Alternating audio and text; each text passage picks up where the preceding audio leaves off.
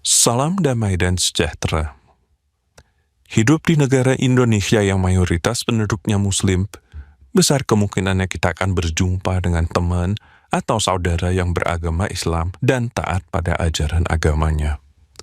Mereka selalu berusaha memenuhi kewajiban-kewajiban agamanya dan juga menjalani kehidupan di masyarakat dengan baik serta punya integritas. Mereka meyakini bahwa Islam adalah agama yang terakhir dan paling sempurna, sehingga dengan mengikuti apa yang diperintahkan dan menjauhi apa yang dilarang, mereka berharap akan memperoleh surga yang dijanjikan. Tidak jarang kewajiban ibadah agama mereka yang banyak itu, seperti sholat 5 waktu, puasa sebulan penuh pada bulan Ramadan, dan menjalankan berbagai perbuatan amal, memberikan perasaan superior bahwa mereka adalah umat yang paling dekat dengan Tuhan Sang Pencipta. Sayangnya, rasa superioritas itu seringkali terungkap dalam bentuk hegemoni sosial dan politik dalam kehidupan bernegara yang menindas dan merugikan umat beragama lain. Tapi benarkah ibadah yang mereka jalankan sesuai perintah dalam Islam itu dapat membawa mereka ke surga? Sayangnya tidak demikian, dan video ini akan menunjukkan alasannya. Ada 2 ayat Quran yang sangat penting dan menentukan bagaimana relasi Muslim dengan Tuhan yang mereka sembah. Yang pertama, surah Az-Zariyat ayat 56. Tidaklah aku menciptakan jin dan manusia kecuali untuk beribadah kepadaku. Yang kedua, surah Maryam ayat 93. Tidak ada seorang pun di langit dan di bumi kecuali akan datang kepada Allah yang Maha Pengasih sebagai seorang hamba. Jadi dalam Islam manusia diciptakan untuk beribadah kepada Allah Subhanahu wa Ta'ala sebagai hamba-hambanya. Sayangnya prinsip ini telah memenjarakan seluruh ajaran dan ibadah Islam dalam relasi kuasa yang dangkal dan berbahaya. Dalam relasi kuasa ini, Muslim beribadah kepada Tuhan dengan 2 cara. Pertama, dengan mentalitas budak yang beribadah karena takut akan hukuman neraka, dan kedua dengan mentalitas pekerja upahan yang beribadah karena menginginkan imbalan pahala surga. Itulah 2 motivasi dasar dalam seluruh ajaran dan ibadah Islam yang terjebak dalam relasi kuasa. Mengapa ajaran dan ibadah Islam dalam relasi kuasa ini dangkal dan berbahaya? Disebut dangkal karena Tuhan Sang Pencipta sesungguhnya menghendaki relasi antara manusia dengan dirinya yang lebih dalam dan melampaui relasi Tuhan dan hamba. Kita bisa memahami ini jika membandingkannya dengan kekristenan. Dalam iman Kristen, manusia menyebut Tuhan sebagai Bapa. Bahkan kepada para muridnya Tuhan Yesus berkata, "Aku tidak menyebut kamu lagi hamba, sebab hamba tidak tahu apa yang diperbuat oleh tuannya, tetapi aku menyebut kamu sahabat." Yohanes bab 15 ayat 15. Relasi antara bapa dan anak atau sebagai sahabat seperti yang dikehendaki Tuhan dalam iman Kristen tentu jauh lebih mendalam daripada relasi tuan hamba yang diajarkan dalam Islam. Selanjutnya, relasi kuasa juga disebut berbahaya karena relasi semacam itu bisa diciptakan oleh tuhan-tuhan palsu. Semua agama-agama pagan yang menyembah dewa-dewa palsu pasti membangun sistem ibadah dan ajaran agamanya dengan relasi kuasa, yaitu dengan ancaman hukuman atau imbalan pahala dalam berbagai variasinya. Jika Islam ternyata juga hanya dapat membangun ibadah dan sistem ajaran agamanya dalam relasi kuasa, maka Islam sebenarnya tidak jauh beda dengan agama-agama pagan yang menyembah tuhan-tuhan palsu. Oleh karena itu, tidak ada kepastian bahwa Islam menyembah Tuhan Sang Pencipta. Itu bahayanya. Tuhan-tuhan palsu yang disembah manusia dalam relasi kuasa ini bisa saja mengklaim dirinya sebagai Sang Pencipta, Maha Kuasa, Maha Adil, bahkan Maha Pengasih dan Penyayang. Tapi itu semua tidak lebih dari sekadar klaim verbal yang tidak pernah dapat dibuktikan sama sekali. Ada perbedaan dasar antara Tuhan sejati dan Tuhan-Tuhan palsu. Tuhan sejati mencintai ciptaannya, sedangkan Tuhan-Tuhan palsu tidak. Maka Tuhan yang benar akan membangun agama bagi ciptaannya, bukan dalam relasi kuasa, tapi dalam relasi kasih. Itulah pembeda penting antara Tuhan sejati yang menyelamatkan dengan Tuhan-Tuhan palsu yang menipu dan membinasakan. Relasi kasih ini dengan jelas dapat ditemukan dalam iman Kristen. Oleh karenanya, dalam iman Kristen kita tidak beribadah kepada Tuhan dan berbuat kebaikan kepada sesama hanya karena motif-motif yang dangkal, seperti takut neraka dan menginginkan surga. Dalam iman Kristen kita memiliki motif yang jauh lebih mendalam, yaitu karena kita mengasihi Tuhan yang telah lebih dahulu mengasihi kita.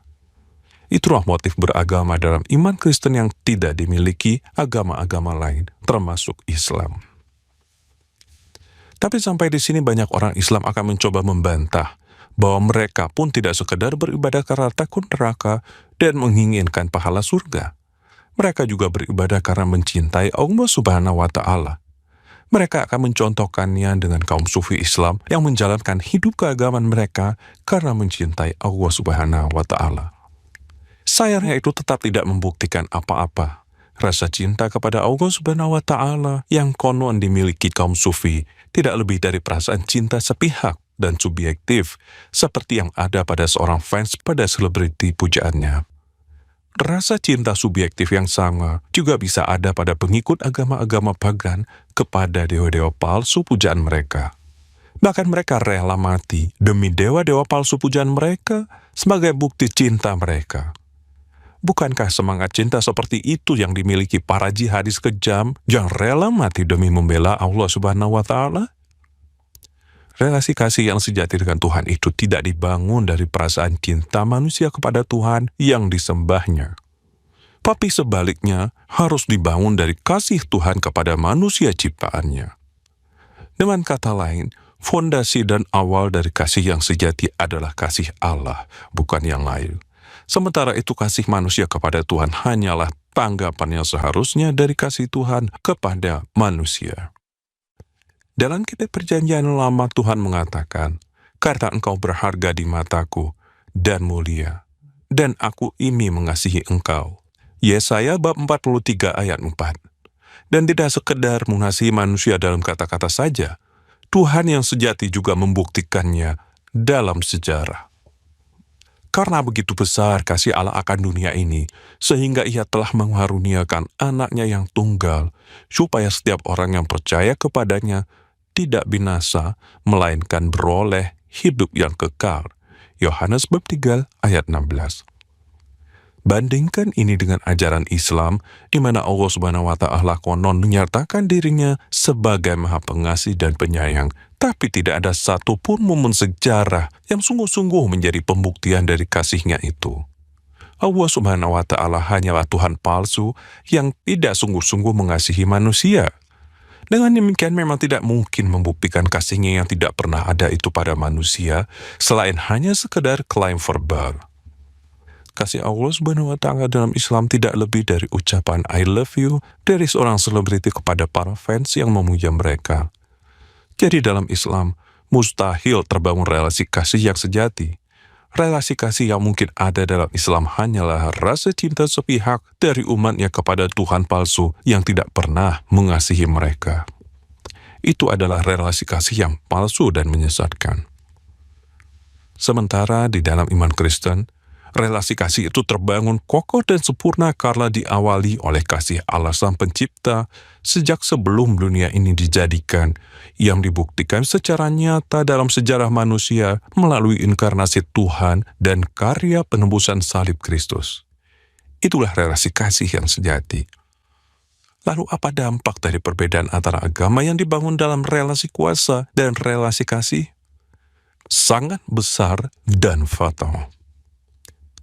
Yang pertama, di surga hanya manusia yang mengasihi Tuhan saja yang dapat hidup di dalamnya. Untuk itu mereka harus dipersiapkan di dunia dalam agama yang dibangun dengan relasi kasih, bukan dalam agama yang hanya mengenal relasi kuasa. Itu sebabnya hanya manusia yang menerima Yesus Kristus sebagai Tuhan dan Penyelamat saja yang dapat diselamatkan dan hidup bersamanya di dalam surga. Sebaliknya dalam Islam yang hanya mengenal relasi kuasa, sebaik apapun ibadah yang mereka lakukan akan sia-sia dan tidak dapat menyelamatkan mereka dari hukuman kekal. Terutama karena mereka telah menyangkal dan menolak kasih Tuhan yang diungkapkan melalui inkarnasi Yesus Kristus dan karya penebusan salibnya. Yang kedua dan terpenting, Relasi kasih menjadi bukti bahwa Tuhan yang disembah adalah Tuhan yang sejati. Relasi kasih itu terungkap sempurna dalam iman Kristen. Sementara dalam ajaran Islam yang terjebak pada relasi kuasa dan menolak untuk masuk dalam relasi kasih dengan penolakan mereka terhadap Yesus Kristus, justru memastikan bahwa Tuhan yang mereka sembah hanyalah Tuhan palsu yang menipu. Itu sebabnya semua ibadah Islam sebaik apapun itu tidak lebih dari upaya sia-sia yang hanya membuang waktu dan tenaga, terutama karena ibadah-ibadah tersebut sebenarnya terarah pada Tuhan palsu. Terima kasih atas perhatian Anda. Viva Trisluri.